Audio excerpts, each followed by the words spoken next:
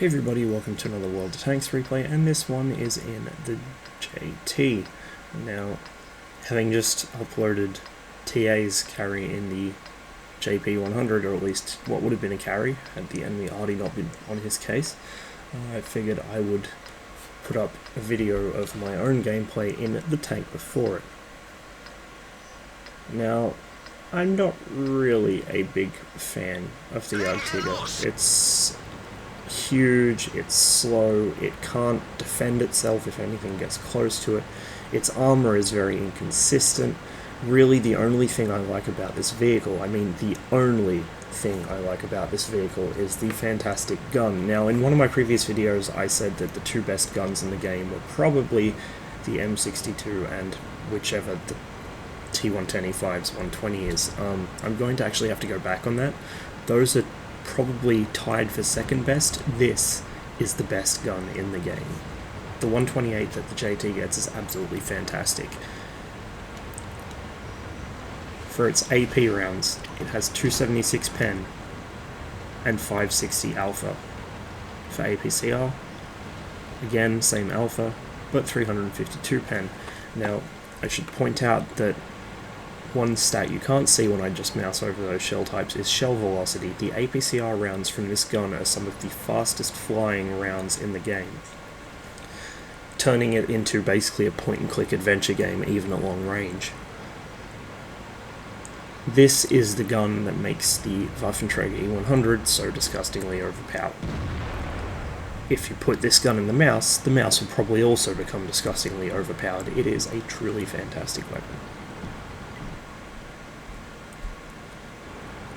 Being that I can't afford to get flanked, I decide to push down the one line, a nice narrow alley where I'm not likely to get shot in the side unless my team has already lost the game. Immediately the IS-3 shows me his broadside, and I put a big hit into him. Now I've got an IS-7, an IS-3, and an E5 here in support, so I've got some pretty decent backup. As it happens, those tanks probably would have been better used somewhere else, because I could have probably taken these guys by myself, or maybe just with one other tank, to keep the E100's gun pointed somewhere that wasn't at me. Using this little berm in front of me, which the enemy E100 is also using, I'm screening my relatively weak hull armor, while presenting only my very difficult casemate, which you can see the IS-3 bouncing off of there. Using your armor in the JT is good training for using your armor in the JP100. It's a similar sort of affair, though not quite on the same scale. You have thick armor at a good slope, but you have some pretty large weak spots, and some of the higher pen guns can still go through you. And so you need to make it all about the angles. As you can see, every time I fire my gun, I pull my front end around to try and give a bad angle to these guys, were they to roll out and take a shot. I'm also trying to encourage them to shoot at the IS-7 and the E5, rather than focusing all their attention on me. So far, only the E100's been able to get a shot through me.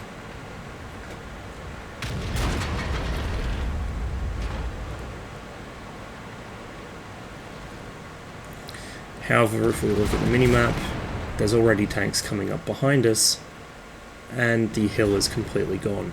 Our team just folded in half, and if you look at the post-games, you'll see why. None of them did any real damage. In fact, there were about 4 or 5 of us who even tried this game. The rest of the team just didn't bother. Didn't click red tanks, and if you don't click red tanks, you're going to lose no matter what. Realizing I've got a bunch of tank destroyers with similarly large guns coming up behind me, I pull straight into the Conqueror. I know I've got a better chance of surviving if I get into his face than if I try and fight from a distance, or fight those guys while leaving this guy alive. He doesn't have the gun depression to hit my lower plate, and he doesn't really have the pen to reliably punch through my upper plate or casemate. I can happily hit him in the turret ring, however, so I do that, finish him off, and now I've got to turn around and try and deal with these guys. The only remaining teammate I have is the Rheinmetall Borsig, who is in our spawn fighting a Batchat. he's probably not going to be long for this world. Enemy JT bounces a shot. I see the Waffenträger's coming out. I don't know which gun he has, so I just go for him regardless.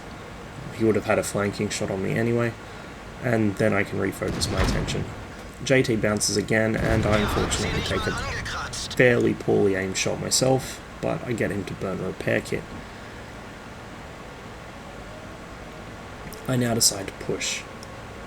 I want to get up against this rock and force this guy to either push me, where I'm able to hit him, or sit there and wait while his support moves up to try and finish me off. I know that there's almost no chance of winning this game. The enemy have too much shit on our cap, or around our cap.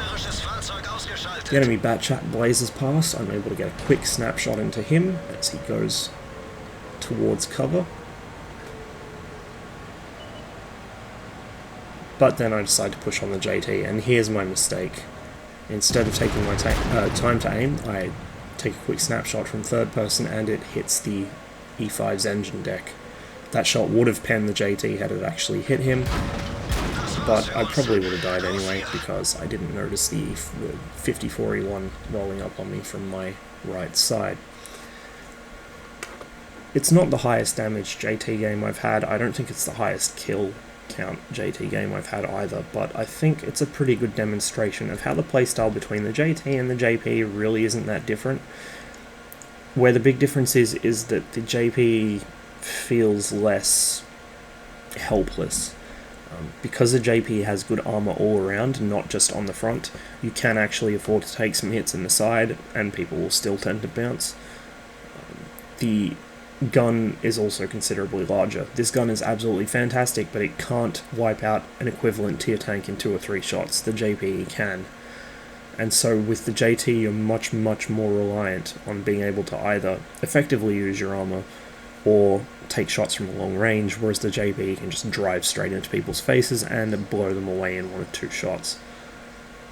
Of course, given the choice, it is much better to engage from long range with the JT, in fact with both of those tank destroyers, but particularly with this one. But in this situation, I'm not an experienced tank destroyer player. I don't know where to position them on most of the maps. I'm a medium tank driver, and so I tend to be very good at rushing to critical positions far up on the map very early on, but if it comes to positioning somewhere in the back line where I can get good sight lines over the map, I have no clue. I also don't know how to position Artie, so that's why I mainly play the 304. So I tend to play my JT a bit more aggressively, and you've probably noticed in all of my tank destroyer videos, I tend to play them as assault guns, with exception to the T30, which I play like it's a heavy, which indeed it used to be. It sometimes works, it sometimes doesn't. I've been a bit hit and miss with the JT. Again, the gun is just fantastic. If I could take this gun and put it on pretty much anything else, I would be happy. But the fact that it's on a slow chassis with poor maneuverability, no camouflage, it's the size of a barn, and its side armor isn't even very good. It kind of kills it. I'm probably not going to sell this thing once I get done with it, but I'm probably not going to play it very often either. I just kind of am not feeling it. Perhaps for more dedicated, more skilled tank destroyer players, it works out a bit better.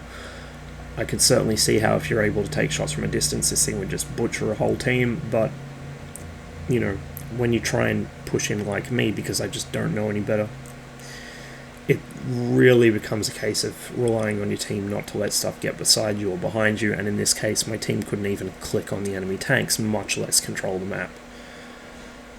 Had any of them actually put in any effort whatsoever, we would have won this. Myself and the IS-7, I think, were the only ones to do any significant amount of damage. He only did about 2,500, but the third highest damage dealer was 1,500. And then after that it was triple digits, if that. So it was just a shameful performance from our team. I really don't understand how these people get to tier 8 and 9, 10, without being able to click on enemy tanks. I mean, and we've got people on our team who have ostensibly good stats that just did nothing. The enemy have a couple good players, but not good enough to roll over everyone on our team that quickly, I think, without our team being at fault. It's just not something I could really do much about except sit and shake my head afterwards. Even if the game looks like it's going to be a loss, even if you're convinced the game is going to be a loss, don't be a defeatist, don't be a puppy.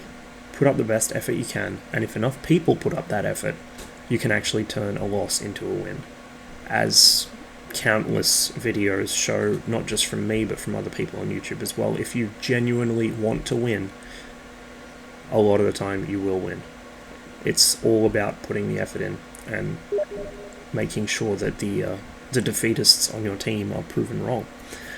Anyway, thanks for watching. I hope you enjoyed the video. I'm quite a long way off the JP, so there'll probably be a few more coming up with this thing before I finally get to my Death Star. Of course, the JP is the true Death Star because it's big, grey, and full of fascists, much unlike the FV215B183. But they'll probably be kind of slow because I don't really play this thing that often. I obviously prefer my mediums and to some degree my heavies.